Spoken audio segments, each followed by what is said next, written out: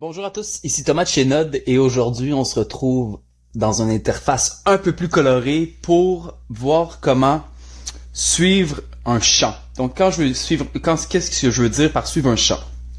Eh bien c'est très simple, on va commencer par rentrer dans notre module boss. Donc un champ c'est tout ce qui est ici, donc est un champ. Et donc qu'est-ce qu'on voudrait en fait, c'est d'être notifié quand il y a un changement qui est apporté à ce champ-là. Donc, pour la bienséance de la vidéo, je vais le faire sur le champ statut.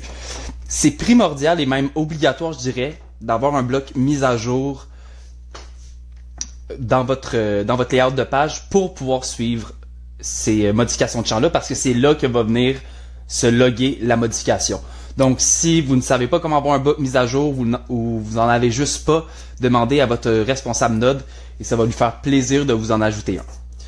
Donc, on peut aller dans les réglages ou on peut aller dans les réglages comme j'avais montré dans ma dernière vidéo. Donc, pour la bienséance, on va pas quitter ici. Donc, les réglages de la structure, on pèse sur S. Maintenant, on va dans le champ. Puis là, on va prendre le champ statut. Et c'est tout simplement d'activer ce champ-là, qui est donc suivre les modifications. Oh, faut croire qu'il était déjà activé. Donc, j'enregistre. Donc, votre interface devrait être comme ça. Quand il est actif, on voit qu'il prend la couleur de votre entreprise. Donc, j'enregistre et je ferme. Et donc, maintenant, si je pèse sur E, ou encore une fois, j'aurais pu y aller par le crayon, si je passe de New à Prêt, vous pouvez voir que la mise à jour s'effectue. Et donc,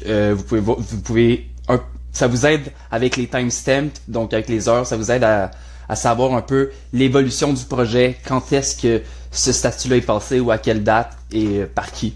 C'est juste que présentement, puisque c'est moi qui est connecté, on voit pas le nom, mais en temps normal, vous verriez le nom aussi de votre employé qui a effectué l'action. Donc, c'est un feature qui est super pratique quand vous voulez avoir un historique sur des dossiers ou des projets évolutifs. Et c'est un peu ce qui complète notre vidéo. Donc, on se dit à la prochaine, dans une prochaine vidéo. Merci.